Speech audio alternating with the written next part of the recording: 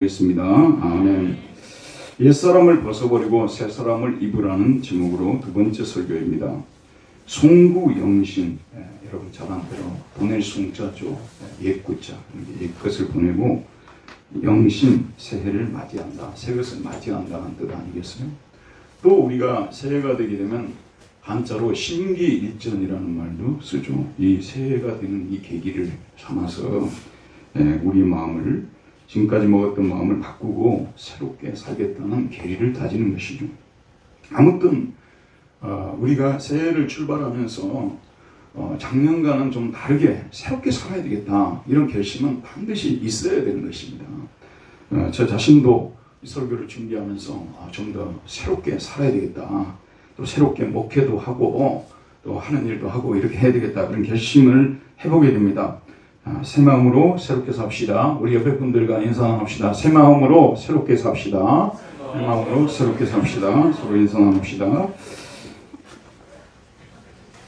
지난 시간 우리는 예수님을 믿지 않는 이방인들의 삶의 원리와 원칙, 태도에 대하여 살펴보았습니다. 17절에 보면 그러므로 내가 이것을 말하며 주 안에서 증언하노니 이제부터 너희는 이방인이 그 마음에 허망한 것으로 행함같이 행하지 말라. 이방인들의 삶의 원리가 뭐냐? 그 마음에 허망한 것으로 행한다. 그 마음에 허망한 것으로 행한다. 쓸모없는 생각을 가지고 사는 거예요. 쓸모없는 생각으로. 이방인들 살아가는 그 삶의 원칙 보게 되면 다 자기 자신, 자기 생각대로 산다는 거예요. 뭐 여러 가지 얘기를 합니다만 자기 생각대로 산다는 건데, 바울이 볼 때 이건 쓸모없는 생각이라, 하나님 밖에서 생각하는 그런 생각들은 쓸모없는 생각이라고, 허망한 생각이라고 말해주고 있습니다.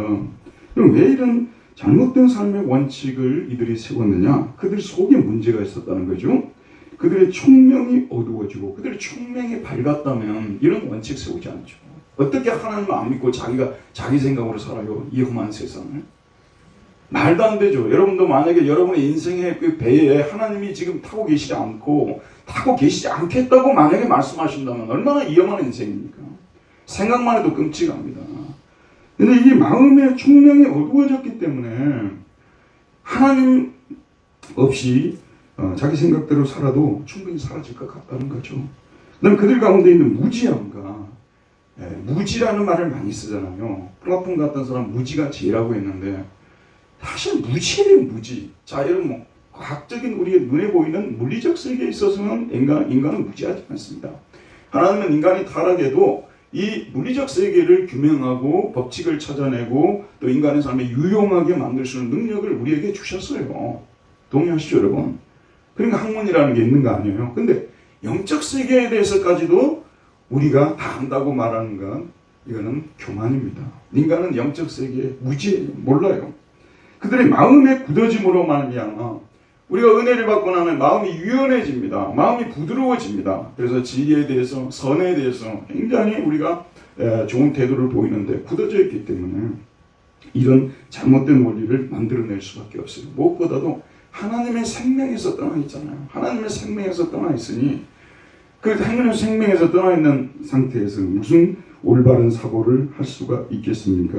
이런 속에 잘못된 그런 원칙들이 도사리고 있기 때문에 잘못된 원리가 생겨나는 것이고, 그래서 이런 삶의 원리 원칙을 가지고 살았는데 삶이 그러면 제대로 됐느냐?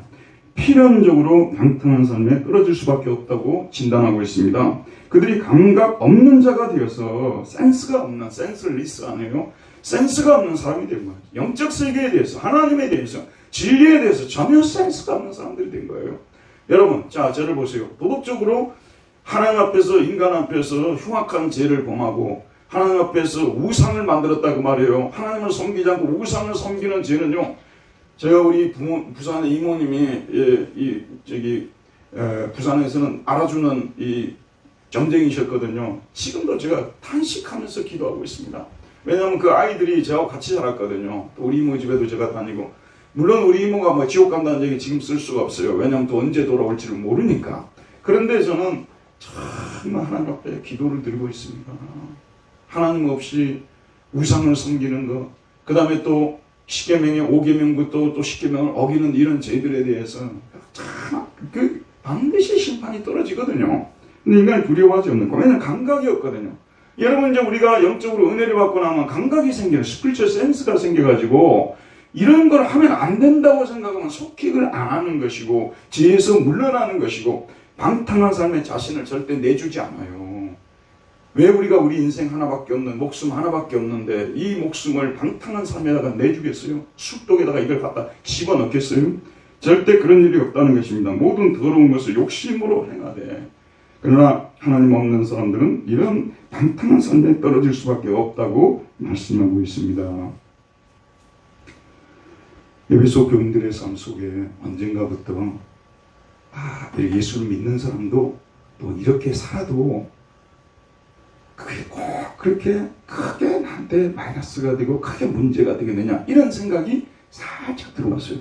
그리스도인의 삶이 죄를 지면서도 충분히 사라질 수 있는 삶이고 크게 문제가 안 된다고 말하는 것은 사탄의 소리지 성령의 소리가 아닙니다. 그런 소리가 들어와가지고 교회 다녀요, 여러분. 그런데 이 사람들은 또 끝나고 나면 사교 집단에 또 가고 또 이방 철학책 가지고 다니고 이방인들처럼 또 퍼프 같은 데 가서 또 펍입니까? 그런 데 가고 또 술 한잔도 하고 이렇게. 그래 뭐가 문제냐 그 말이에요. 뭐가 문제냐. 이렇게 살아가는 이런 삶에 대해서 바울이 오늘 말씀 20절 말씀에 보면, 우리 20절 큰 소리로 한번 읽어보도록 합시다. 시작. 오직 너희는 그리스도를 그같이 배우지 아니하느냐. 여기 우쿠토스라는 것은 결코 그렇게 배우지 않았다는 말이에요. 바울은 그리스도 학교를 떠올립니다. 배운다는 말은 학교 아니에요. 학교. 지난 시간에 제가 말씀드렸듯이 그 당시에 수많은 철학 학파들이 있었잖아요. 이 학교를 지금 떠올리는 얘기입니다. 배웠다는 말은 에베소 교인들은 그리스도를 믿고 구원을 받은 후에 그리스도 학교에 입학을 했습니다. 그들은 이 학교에서 그리스도에 대해서 집중적으로 배웠습니다. 여러분, 교회는 그리스도를 가르치는 학교입니다. 교회를 학교라고 말한다면 그리스도를 배우는 학교예요. 상업을 배우려면 상대를 가야 됩니다. 공업을 배우면 공대를 가야 되고요. 음악을 배우면 음악학교를 가야 되고, 미술을 배우면 미술학교를 가야 됩니다. 교회에 와가지고 미술을 배우겠다? 상업을 배우겠다? 교회에 와가지고 무슨 사회생활을 배우겠다? 아이고, 이거는 정말 교회에 대해서 오해하고 있는 거예요. 여기는 과목이 그리스도를 가르치는 이 그리스도 학문밖에 없어요. 여기는요. 크라이스트 사이언스밖에 없습니다. 여기는. 다른 거 배우려면 교회 오면 안 돼요. 다른 데 가서 배워야지. 심지어는 교회에 돈을 버는 방법을 배우려고 교회로 온다면 정말 죄송합니다만 돈을 배우려면 돈에 관계된 책을 한 수백 권 읽으십시오.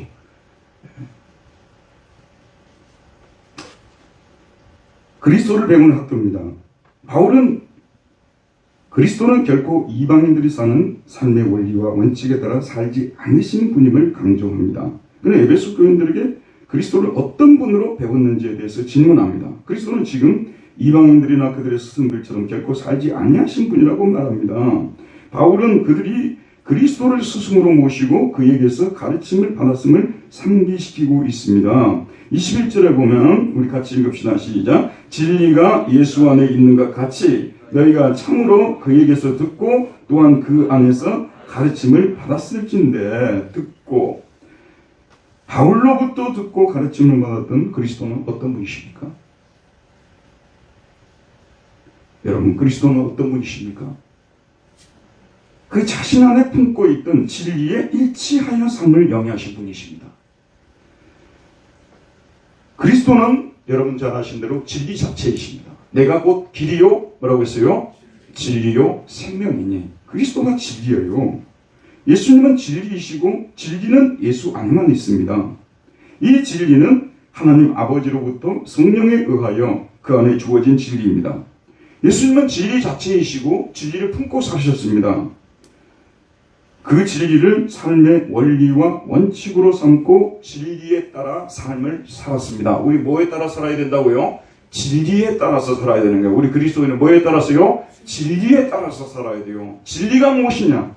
내가 곧 길이요, 뭐라고 했어요? 진리다. 예수님의 명령에 따라서 예수님이 하라고 하는 것은 하고 예수님이 하지 말라고 한 것은 하지 말고 아이고 제가 알아서 살게요. 사는 거는 목사님 설교만 하고요. 사는 것은 터치하지 마세요. 제가 알아서 살게요. 이거는 다분히 이방적인 얘기입니다. 진리를 가르치는 사람이고 여러분은 진리를 배워서 진리에 따라서 삶을 영위해야 된다는 그런 말씀입니다. 그런데 진리에 따라 사는데 이게 방탕한 삶을 사는 거하고 진리에 따라 사는 거하고서는 같이 갈 수가 없어요. 진리에 따라 사는 사람이 방탕한 삶도 산다. 있을 수가 없다고 말입니다.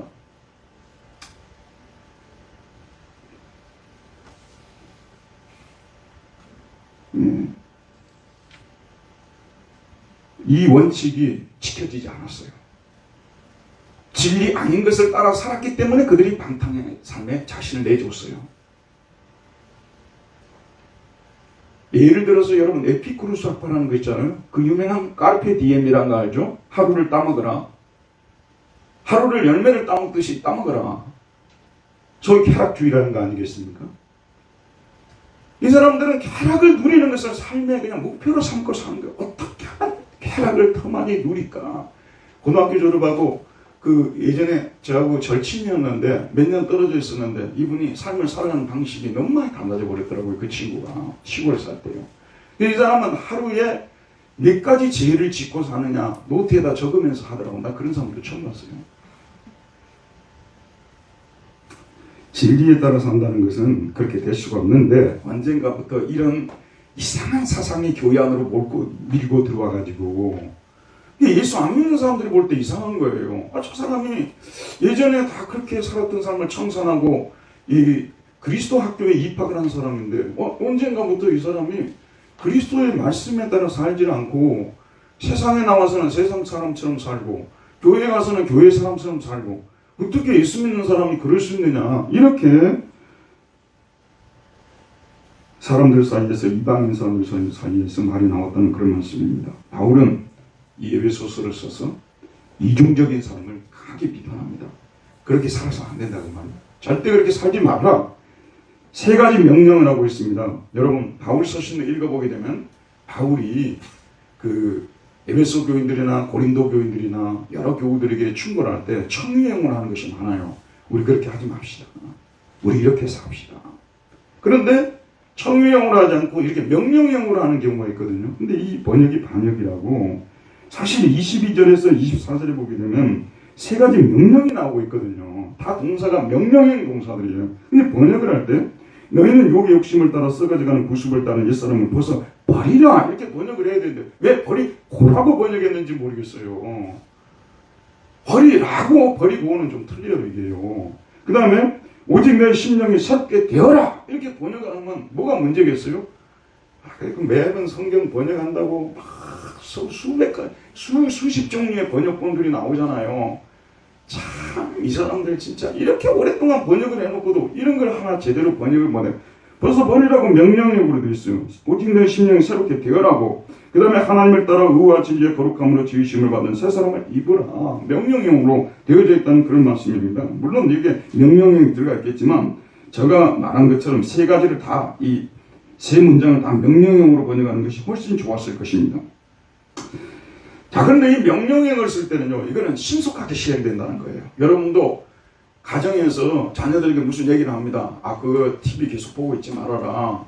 계속 TV, 그때는 좋게 명령형을 해요. 말하라 해도 좋게 말하죠. TV 계속해서 보지 말아라. 게임 좀 그만해라. 좀만 하다 그만둬라. 이렇게 왔다 갔다가 하다가 계속 그거 하고 있으면은, 그 다음 어떻게 됩니까? 예전에 우리 아들이 게임을 밤늦은 시간까지 극비로 이렇게 하고 있었어요. 근데 제가 전혀 몰랐어요.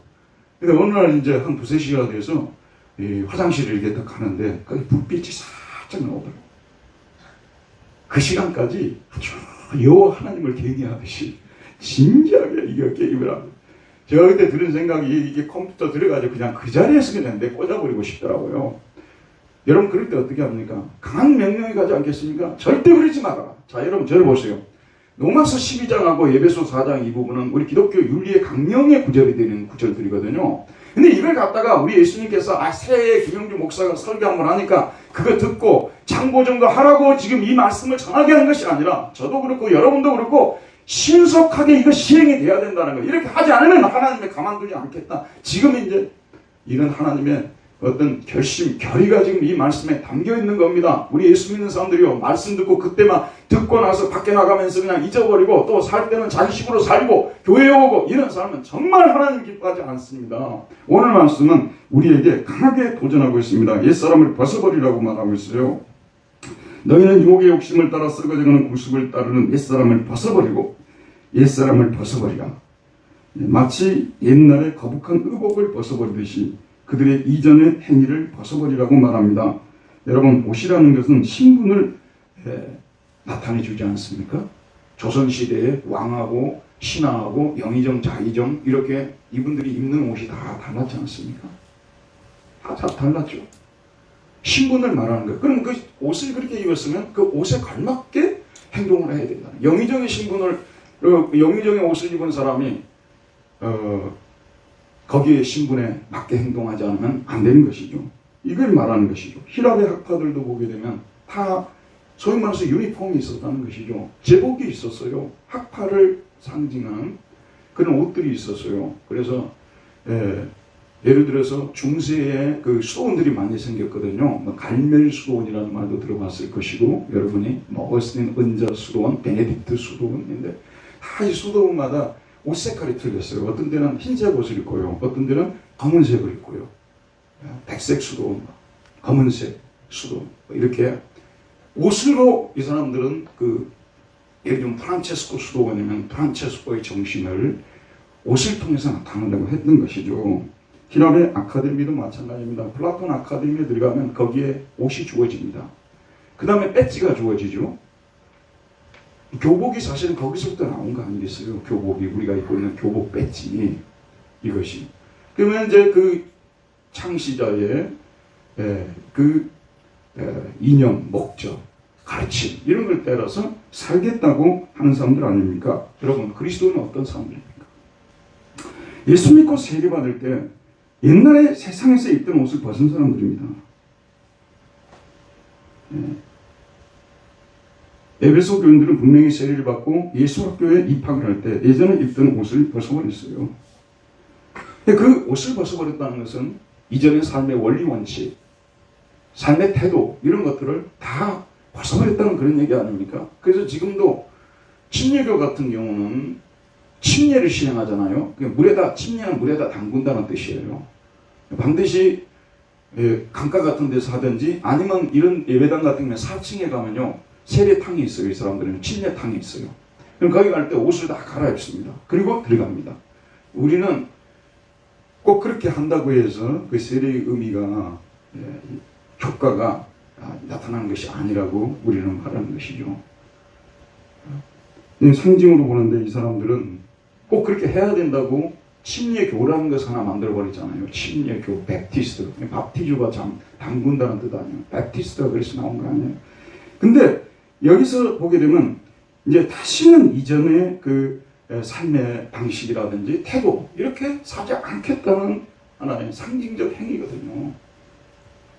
그럼 이전에는 어떻게 살았느냐? 너희는 유혹의 욕심을 따라 썩어져는 구습을 따르는 옛사람을 벗어버리고 옛사람을 입고 살았어요. 예전에 이 에베소 교인들은 옛사람을 입고 산 사람들이에요. 옛사람을 입고 살았죠. 근데 이 옛사람을 들어보세요. 자, 지금 옛사람과 새사람이 나오죠. 뒤에 가서 좀 더 자세히 말씀드리겠습니다. 먼저 옛사람에 대해서 한번 생각해 봅시다.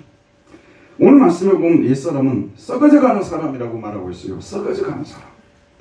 이 썩어져간다는 이 말의 뜻은 이게 부테이로메논이라는 이 단어인데 파멸되어가다 그런 뜻도 있고요. 부패, 커럽트, 부패하다는 뜻도 있고요.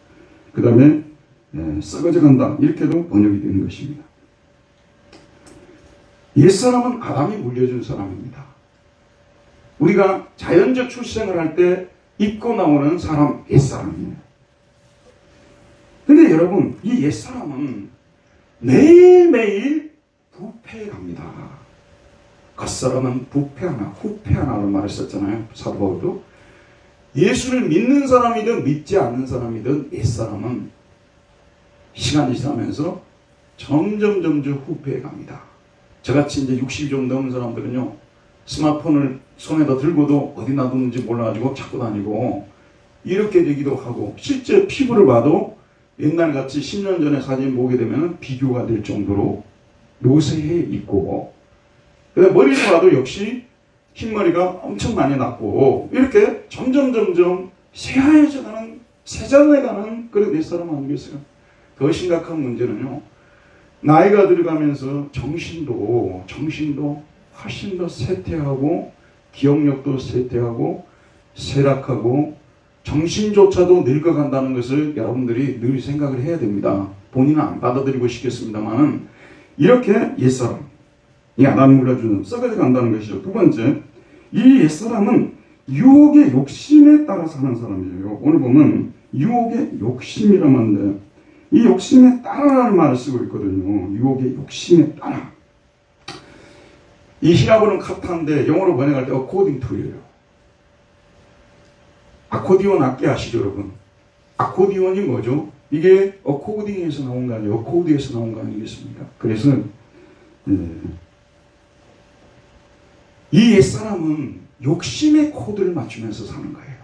그러니까 욕심이 하려는, 뭐 하고 싶다 하게 되면은 옛사람은 거기에 자꾸 맞추어서 살려는 사람이에요. 근데 이 욕심은 또 뭐에 약하냐고 하면 유혹에 약해요. 그러니까 유혹의 욕심이라는 말이 나오는데 유혹에 약해요. 저녁에 이 TV를 좀 보고 있으면은 요즘 와서 제가 이정재 때문에 상당히 좀 마음이 심란해질 때가 있습니다. 꼭 10시쯤 되게 되면 라면 선전을 하거든요. 얼마나 맛있게 먹는지, 집에 막 간식이 있습니다만은 뭐 그 시간에 이 다른 간식을 먹기도 그렇고 라면이 자꾸 땡기는데 아주 멋진 사람이 나와가지고 너무 맛있게 먹는 거예요. 그러면 먹고 싶다, 라면 끓여 먹고 싶다.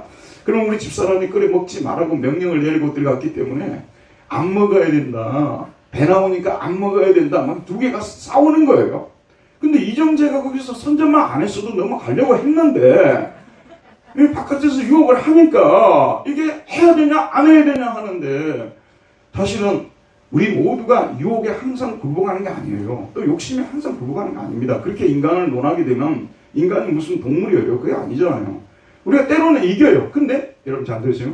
진짜 자기가 하고 싶은 거, 진짜 먹고 싶은 거, 이런 것들은 양보를 못해요. 중고등학생들 또는 뭐 대학생들도 그런 아이들도 있겠죠.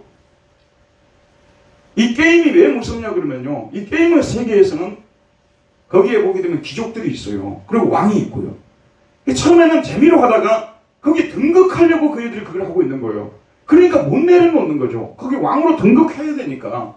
사실 저는 게임을 하는 게 거의 없어요. 근데 제가 들은 바 지금 말씀을 드리는 것이죠.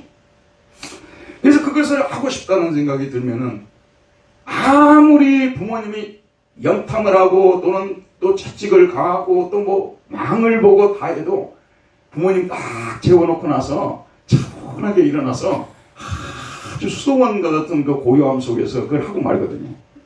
유혹의 욕심을 따른다는 말이 그 말이에요. 그 다음 세 번째는 뭐냐면 구습을 쫓아라고 하는데 여기도 역시 카타를 쓰고 있습니다. 이전의 삶의 방식, 행동, 처신에 따라서 여기에 코드를 맞춰요. 코드를 거기 안 맞춰야 되거든요.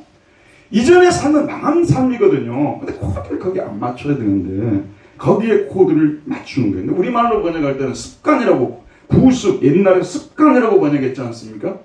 여러분, 습관이라는 영어 단어가 뭐죠? 여러분 너무 잘 아는 헤비트가 습관 아니에요. 근데 이게 원래 이거만 심다라는, 거주하다, 심다라는 뜻이에요. 여러분 저쪽 남쪽에 사는 저 친구 장로가 있는데 그 친구가 뭐냐 하비타트 해가지고 집 많이 세워줬어요. 하비타트. 이게 집 만들어주는 운동 아니에요. 집 지어주는. 거기 거주할 집을 지어준다고 할 때 이게 하비타트거든요. 이게 하비타르에서 나온 거고 하비투스라는 명사가 여기서 나온 것입니다. 어떤 행동을 들어보세요. 행동을 반복적으로 계속해서 저녁 늦게 라면을 끓여 먹는 일을 처음에 한번 끓여 먹었어요. 맛있었어요. 낮에 먹는 라면은 비교가 안 돼요. 그 다음날 또 일어나가지고 또 뭐냐면 그 시간에 또 라면을 끓여 먹었어요. 또 한 이틀 쉬었다가 또 끓여 먹고 하다 보니까 이제는 저녁 10시 정도 되면 라면을 계속 끓여 먹는 습관이 생겨나는 거 아니겠어요?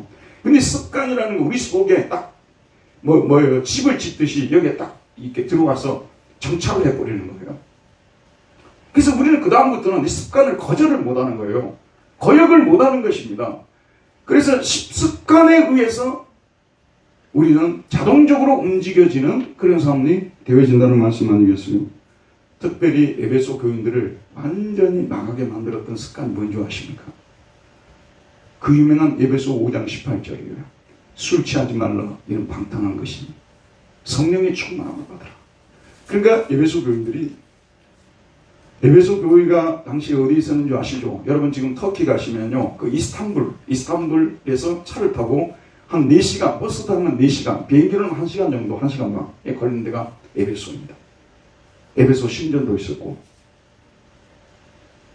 터키 사람들이에요. 근데 이 터키 사람들이, 모든 터키 사람들이 이렇게 뭐 방탕한 삶을 살고 그런 것은 아닙니다. 근데 제가 작년에 우리 아들들이 있는 베를린을 다녀왔지 않습니까?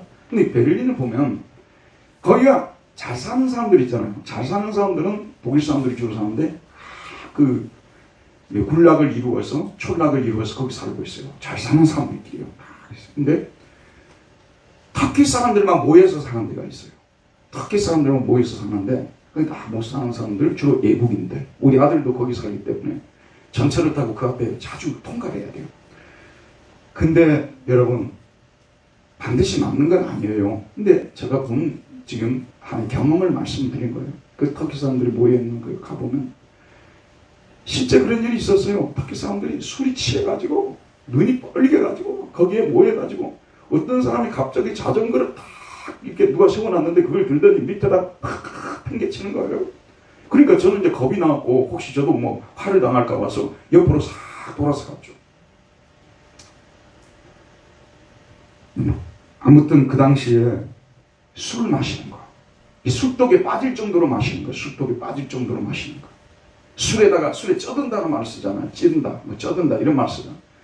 완전히 술의 포로가 돼버린 거예요. 그래서 이분들이 죄송합니다만 이것이 교회에 와가지고 처음에 끊으려고 했어요. 그런데 다시 예전에 그 술 마시던 버릇으로 돌아가 버린 거예요. 그래서 이게 심지어는 교회 안에서도 이것이 문제가 돼가지고 교회에 오게 되면 사람들이 심지어는 술병을 들고 오기도 하고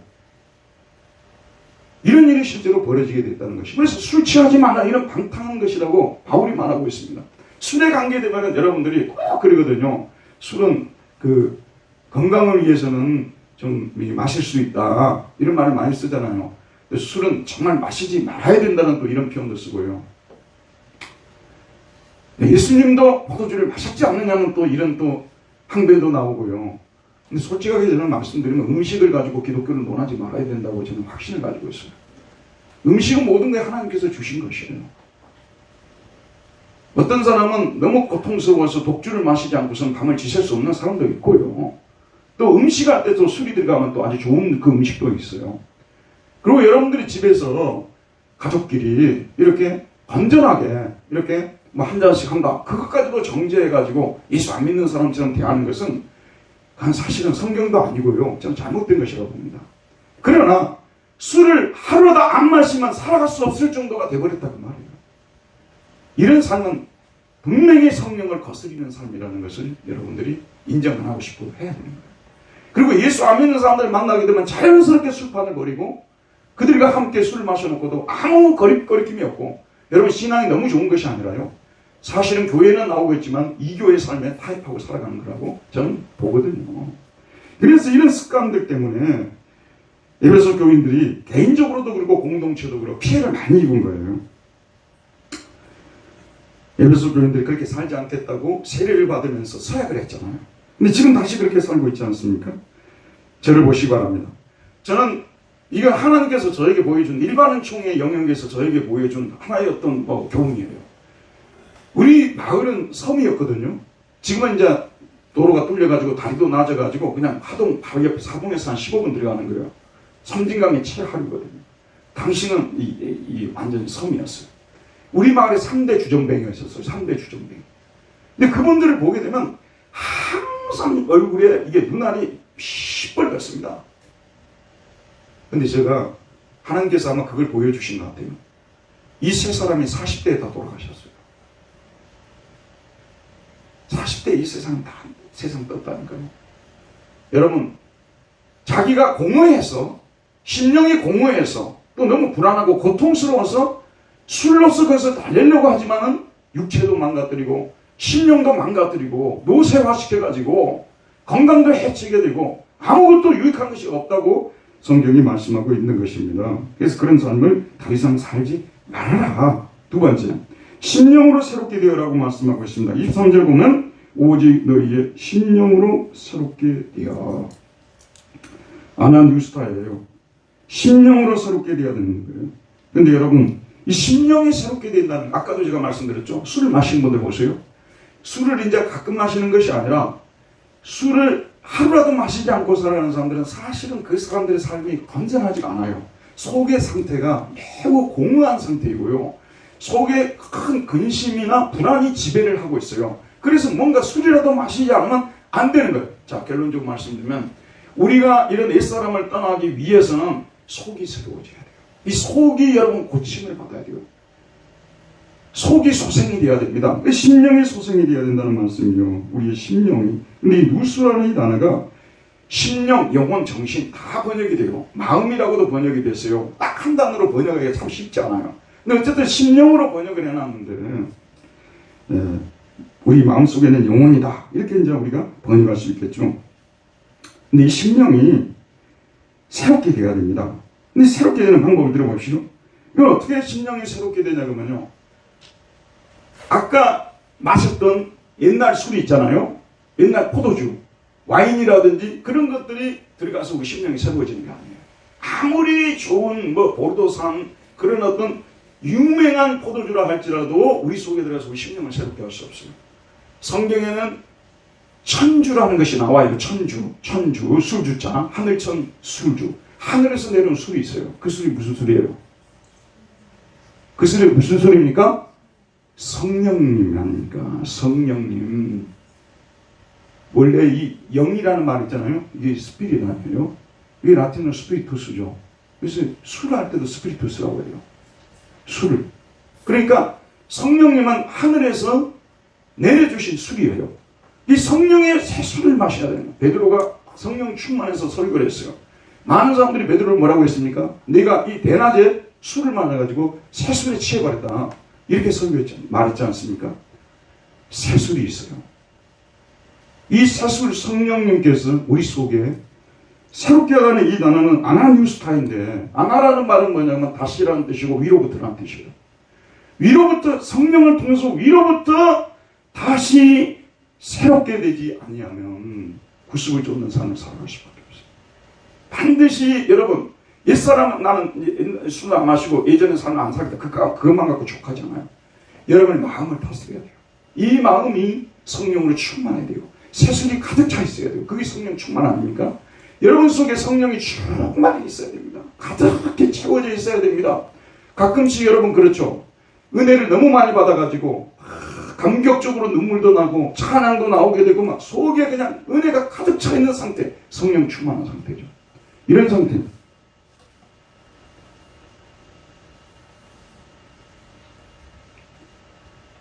이렇게 되면요, 성령이 충만하게 되면 아주 비가 오지 않고 가뭄이 심해가지고 있을 때 길을 지나다 보게 되면 풀들이 있어요. 근데 이 풀들도 이슬을 맞지 못해가지고 비를 맞지 못해가지고 다 말라가고 있어요. 잘 들으세요. 하나님의 생명에서 떠나있는 인생은요, 여러 종류의 술을 통해서, 문학이나 예술이나 여러 종류의 술을 통해서 자기의 심령을 소생시키려고 하는 거예요. 결과적으로는 뭐냐면 그렇게 할 수가 없어요. 세잔해질 수밖에 없습니다. 그런데 풀이 이슬을 맞으면 소생하지 않습니까? 성령께서 우리 안에 들어오셔가지고 우리 영혼을 사로잡아 소생시키게 되면요, 마치 이슬을 맞고 비를 맞듯이 우리 심령이 서서히 이렇게 살아나기 시작합니다. 신기합니다, 여러분. 서서히 살아나기 시작합니다. 심령이 살아나는 그런 체험을 여러분 너무 오랫동안 안 해가지고 뭔 말인지도 모르겠다고 이렇게 돼 있으면요, 여러분 영혼은 사실은 너무 깊은 병에 들어가 있는 거예요. 거의 감각 없는 자가 되어버린 거예요. 성령으로 우리 심령이 새로워져야 되는데, 그런데 심령이 새로워지기 위해서는, 들어보세요, 심령이 새로워지게 돼서는 하나님의 말씀이라는 수단이 필요해요. 재료가 필요해요. 말씀 없이 심령이 새로워진다? 있을 수 없어요. 예전에 중세에는 심령이 새로워지겠다고 속세를 등지고 수도원에 들어간 사람들이 많았어요. 거기서 그 사람들이 한 일이 뭔 일인 줄 아십니까? 노동을 했어요.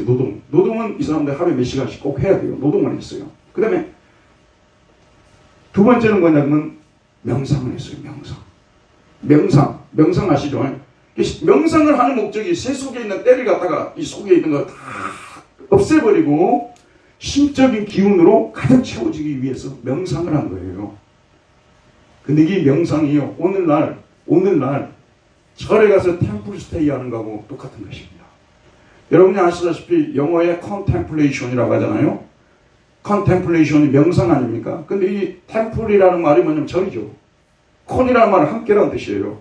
절에 가가지고 명상하는 것은 뭐냐면 contemplation이에요. 그게 중세의 수도원이고 불교에서는 템플 스테이예요. 그래가지고 우리 심령을 새롭게 한다고 합니다. 어떤 목사님이 이쪽에 어느 교회 목사님이, 굉장히 유명한 목사님이 관상기도라는 것을 많이 이야기를 했어요. 관상기도는 뭐냐면 명상기도예요. 수도원 하는 거 우리 교회도 해야 된다고 말이죠. 죄송합니다만은요, 말씀 없이 명상하다 보면 사탄이 우리 속에 들어와서 온갖 안 좋은 생각을 다 넣어가지고 심령이 새로워지는 것이 번거로워져 버리는 것입니다. 하나님 말씀 없이, 예수 그리스도 십자가 말씀 없이 우리 심령이 새로워질 수 있는 방법이 없습니다. 성령께서는 말씀과 함께 말씀을 통해서 우리 심령을 새롭게 하기 때문에, 자, 여러분 주목해 보십시오.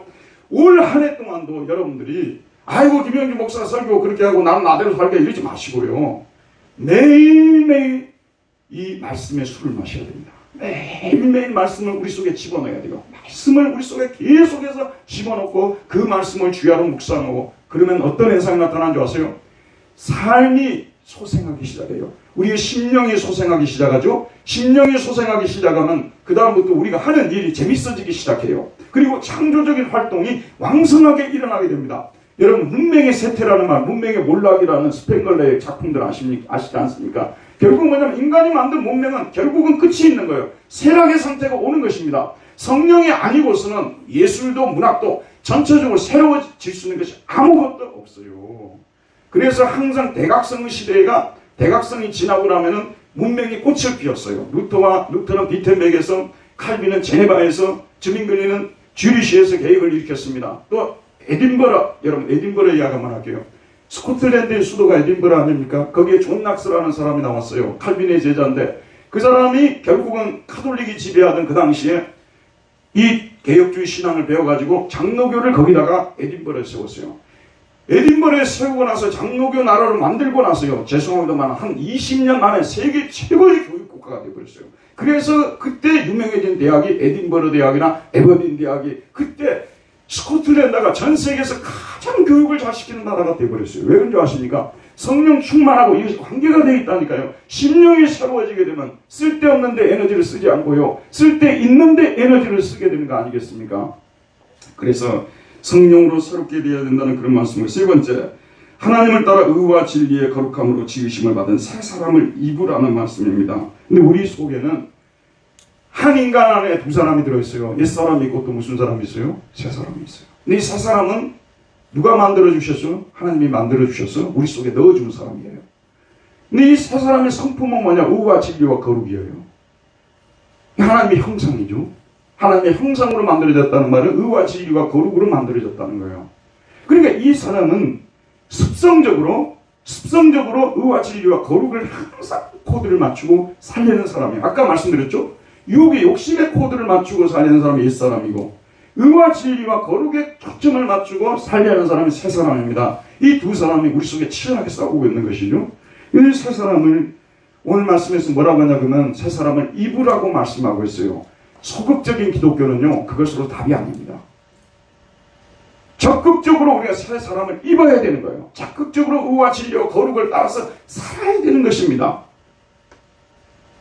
이 설교를 하게 되면요, 항상 뭐라고 생각하냐면, 목사님 그것은 우리 이상적인 것이고 그 도달하기도 어렵고요, 또 그렇게 안 살면 어쩔 겁니까? 또 이러거든요. 다 은혜로 우리가 구원받는 것입니다. 은혜로 구원은 받아요.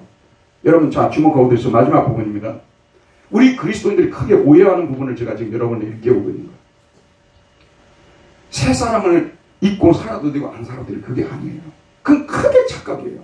그렇게 못 살겠는데 어떻게 할 겁니까? 그저 우리가 그냥 이 정도로 그냥 사는 것 그냥 가져야 되는 거 아닙니까? 여러분, 이러잖아요. 성경 말씀대로 살아야 돼요. 의와 진리로 거룩함을 입은 새 사람을 따라 살아라고 말씀하고 있어요. 새로운 삶을 반드시 살아야 된다니까요. 안 살면 어쩔 것입니까? 그러면 옛사람을 계속해서 술 마시고 다니고 계속해서 옛사람처럼 사는 또 어쩔 거냐는 거예요, 하나님께서요. 그래서 우리가 성경을 제대로 배워야 됩니다. 성경을 제대로 배우지 못하면요, 크게 우리 인생이 손해를 봅니다. 들어보세요. 하나님께서 각 사람에게 그 행한 대로 공하시되 참고 선을 행하여 영광과 존귀와 썩지 아니함을 구하는 자에게는 영생을 하시고, 오직 당을 지어 진리를 따르지 아니하고 불의를 따르는 자에게는 진노와 분노를 하시리라.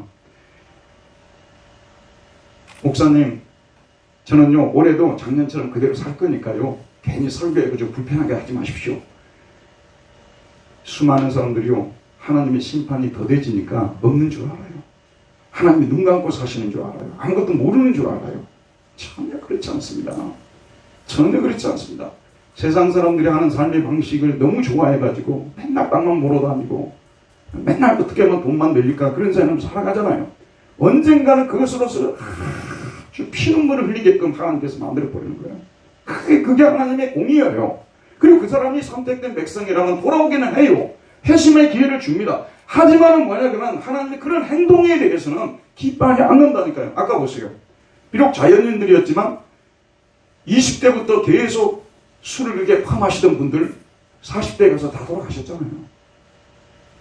예수 믿는 사람이라고 하나님께서 그런 부분에서 봐주는 거 없습니다. 믿는 사람이기 때문에 빠져나올 구멍이 있다? 아니에요. 반드시 하나님 심판한다고 말하고 있어요. 형제들아, 너희가 자유를 위하여 부르심을 입었으나 그러나 그 자유로 육체의 기회를 삼지 말고 오직 사랑으로 서로 종로로 살아.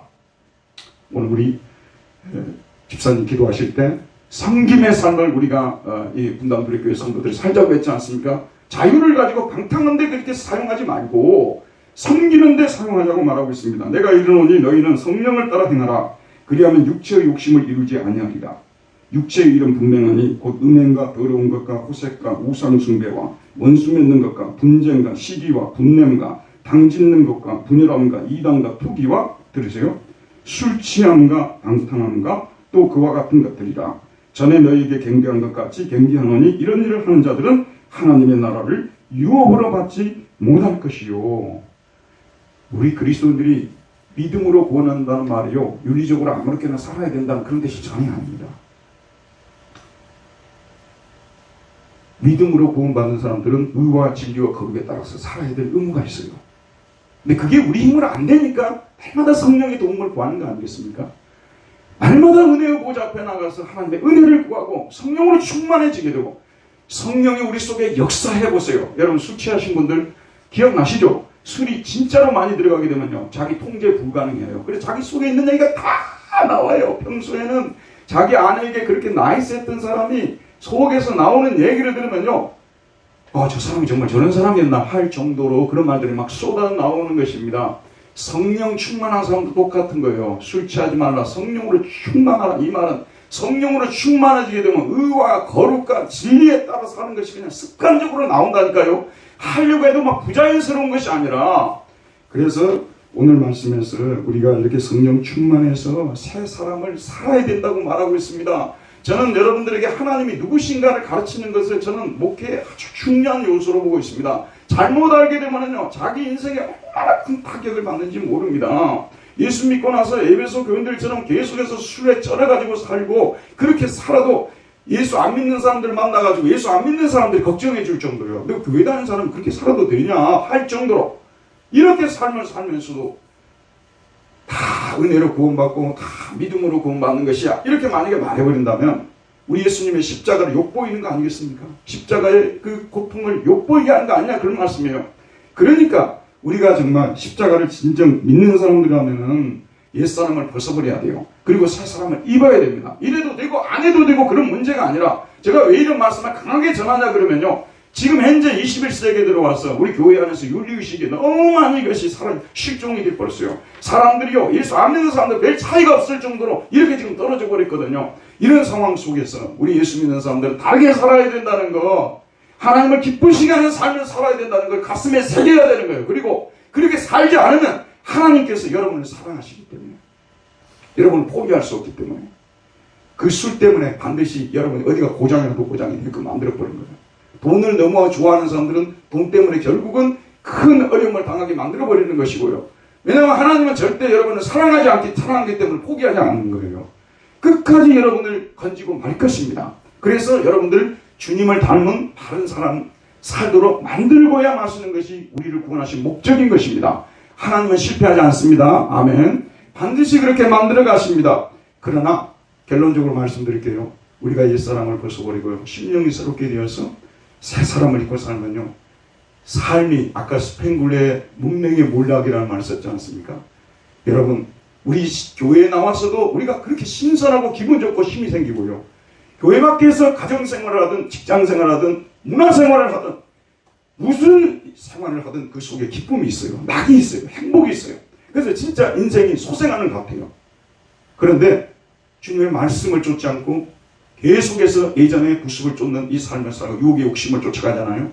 여러분의 인생도요, 뭘 해도 재미가 없는 인생이 돼요. 뭘 해도 재미가 없어요. 여러분이 아무리 여행을 많이 하고 뭐 무슨 취미생활을 하고 그래도요, 낙이 없어요. 여러분, 성령 충만하면요, 연습곡 하나를 봐도 얼마나 재밌는지 몰라요. 신사와 아가씨 지금 얼마나 재밌는지 몰라요. 네. 맨날 그것만 보고 사는 사람이라면 그게 그렇게 재밌겠어요? 우리가 해야 할 일이 너무 많잖아요. 우리가 이렇게 새 사람을 입고 하나님의 뜻을 위해서 헌신하는 삶을 살 때 우리 하나님께서 우리의 일상생활 속에서 여러 가지 누릴 수 있는 것들 속에서 참으로 행복함을 느끼게끔 만들어주는, 속지 마시길 바랍니다. 이방인들 같이 살지 맙시다. 우리 믿는 사람들처럼 삽시다. 기도하겠습니다. 은혜로우신 하나님, 오늘도 생명의 말씀을 우리에게 보내주셔서 이 말씀을 통해서 우리가 구습을 쫓는 옛사람을 벗어버리고 성령으로 새롭게 되어서 의와 진리와 거룩함으로 지음을 받은 새 사람을 쫓으라고 주님 말씀해 주었사오니 이 말씀대로 순종하는 우리 모두가 되게 해주시기를 기도합니다. 예수님 이름으로 기도하였습니다. 아멘. 찬송가 다 같이 부르겠습니다. 322장입니다.